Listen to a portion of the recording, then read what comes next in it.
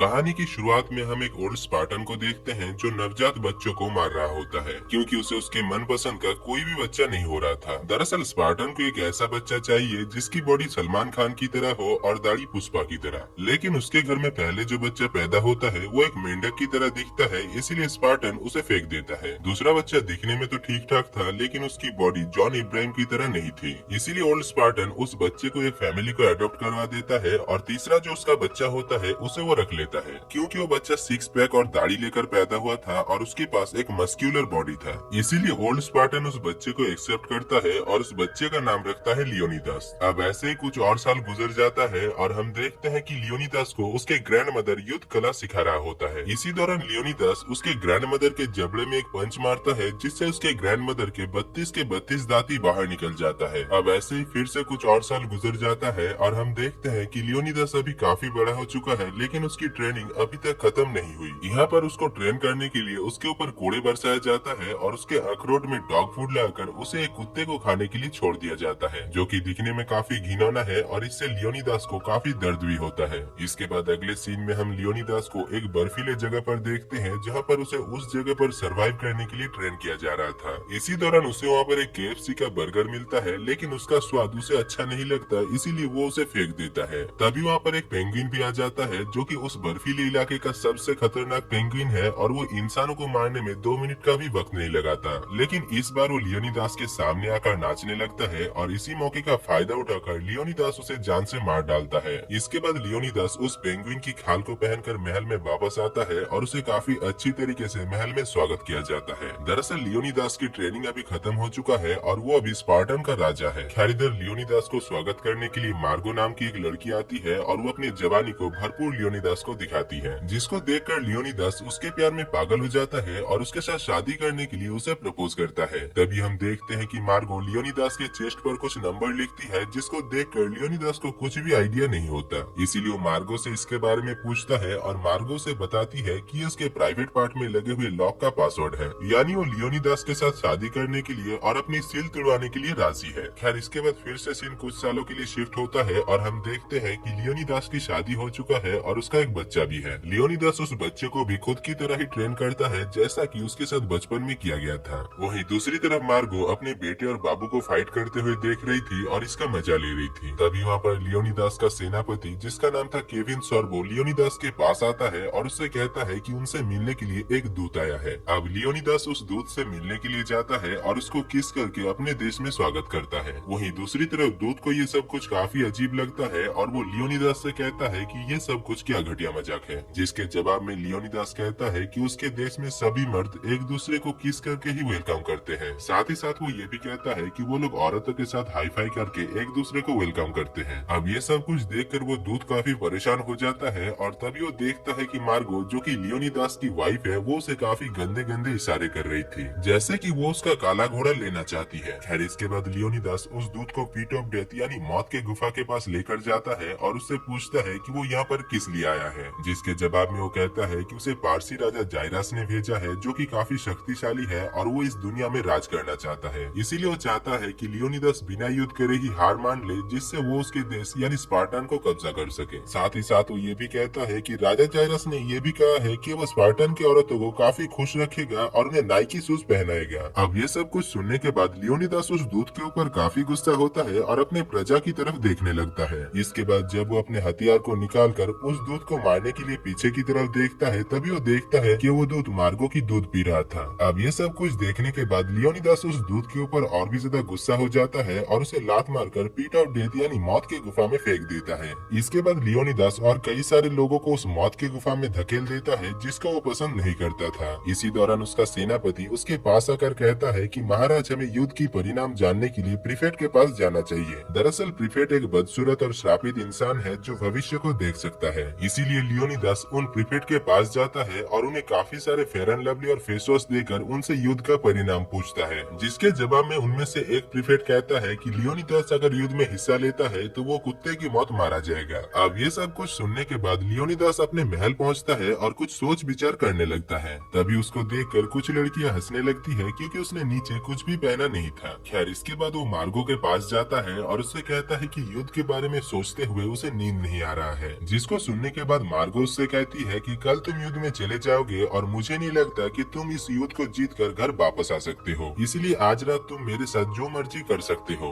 इसके बाद अगले सीन में हम देखते हैं कि लियोनिदास मार्गो के साथ कुछ करने लगता है, लेकिन मार्गो ने जो सोचा था लियोनिदास उसका उल्टा ही करता है। लियोनिदास अगले ही दिन युद्ध में जाने के लिए मार्गो को गोदी में उठाता है और उसको लेकर पुशअप्स करने लगता है। खैर इसके बाद अगले ही दिन लियोनिदास अपने सेनापति के पास आकर कहता है कि उसे युद्ध में 300 सेना की जरूरत है, लेकिन इसके जवाब में सेनापति कहता है कि उनके पास सिर्फ 10 ही सेना है, क्योंकि कोई भी किंग जायरस के साथ लड़ना नहीं चाहता है। तभी लियोनिदास देखता है कि वहाँ पर एक लड़का आ रहा था जो कि दरअसल सेनापति का बेटा जिसका नाम सोनियो है। खैर लियोनिदास उसे युद्ध में चलने के लिए कहता है, लेकिन सेनापति कहता है कि वो मेरा बेटा है और वो युद्ध में लड़ने नहीं जाएगा। पर फिर भी लियोनिदास किसी तरीके से अपने सेनापति को राजी कर लेता है और उसके बेटे को युद्ध में लेकर जाता है। इसी दौरान वहाँ पर लियोनिदास की वाइफ मार्गो पहुँच जाती है और वो लियोनिदास को एक मंगलसूत्र पहनाकर उसे युद्ध को जीतकर वापस आने के लिए कहती है। तभी वहाँ पर टेरिट्रो नाम का एक पंडित आता है और वो लियोनिदास से कहता है कि किंग जायरस काफी ज्यादा शक्तिशाली है और उससे जीतना नामुमकिन है, इसीलिए वो लियोनिदास को उसके सामने हार मानने के लिए कहता है। लेकिन लियोनिदास हार मानने से मना कर देता है और वो अपने सेना के पेट में सिक्स पैक बनाकर उन्हें भी स्ट्रॉन्ग बना देता है। इसी दौरान हम देखते हैं कि टेरिट्रो किंग जायरस को एक मैसेज करता है, यानी वो दोनों एक दूसरे के साथ मिले हुए हैं। खैर इधर लियोन अपने सेना को लेकर किंग जायरस के ऊपर हमला करने के लिए नाचते हुए वहाँ से निकल पड़ता है।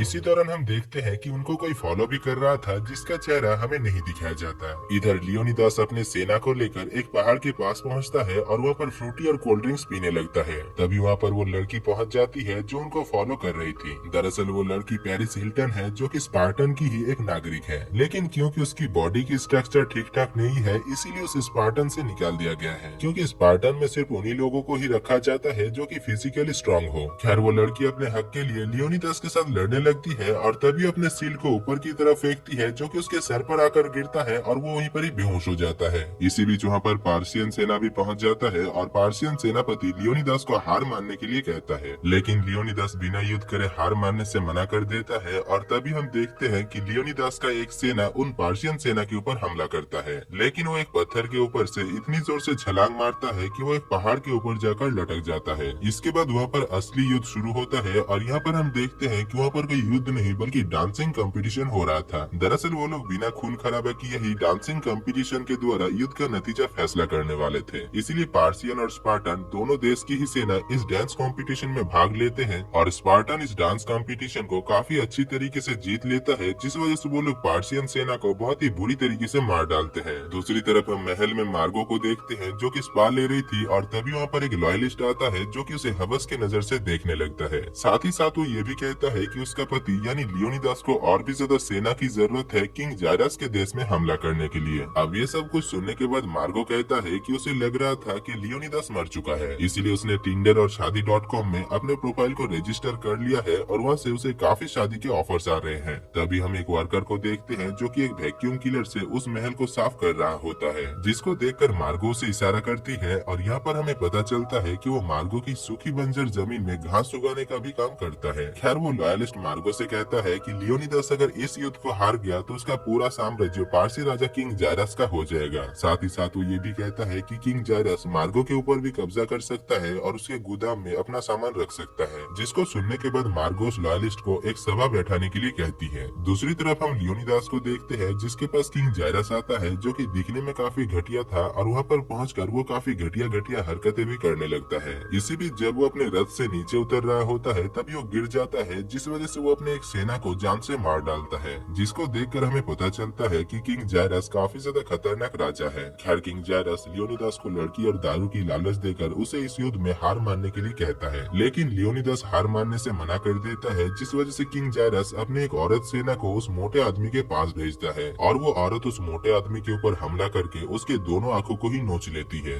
दूसरी तरफ हम मार्गो को देखते हैं जिसके पास पंडित ट्रेटो आता है और मार्गो के हाथ से ग्लास को लेकर उसके अंदर मौजूद ड्रिंक को पीने लगता है। अब पूरा पानी पीने के बाद वो मार्गो से कहता है कि ये पानी काफी टेस्टी था, लेकिन इसमें नमक थोड़ा ज्यादा था। जिसको सुनने के बाद मार्गो उससे कहती है कि उसने जो पिया वो कोई पानी नहीं बल्कि उसकी यूरिन है। खैर इसके बाद मार्गो उससे कहती है कि उसके हस्बैंड यानी लियोनिदास को और भी ज्यादा सेना की जरूरत है, लेकिन कोई भी सेना युद्ध में जाना नहीं चाहता है। इसीलिए मार्गो फैसला करती है कि जो भी सेना युद्ध में जाने के लिए तैयार होगा, मार्गो उसे अपने गोदाम में सामान रखने के लिए देगी। इधर हम सोनियो को देखते हैं जो लियोनिदास के पास आकर कहता है कि किंग जायरस को उनके खुफिया अड्डे के बारे में पता चल गया है और वो कभी भी अपने 1 लाख सेना को लेकर यहाँ पर आ सकता है और हमारे पास सिर्फ 10 ही सेना है। अब ये सब कुछ सुनने के बाद लियोनिदास समझ जाता है कि वो इस युद्ध में हार जाएगा, पर फिर भी वो हार नहीं मानता। इसी दौरान वो अपने मोटे और अंधे सेना को अपना मंगलसूत्र देता है और उसे मार्गो के पास पहुँचाने के लिए कहता है। इसके बाद थोड़ी देर में वहाँ पर पारसी सेना और किंग जायरस पहुँच जाता है और वो लियोनिदास को उसके सामने सर झुकाने के लिए कहता है। लेकिन लियोनिदास जब सर झुकाने से मना कर देता है, तभी किंग जायरस उससे कहता है कि उसके शूज के लेस खुले हुए हैं। इसीलिए लियोनिदास अपने शूज को बांधने के लिए नीचे की तरफ झुकता है और राजा जायरस ये सब कुछ देखकर अपने सेना से हाई फाई करता है,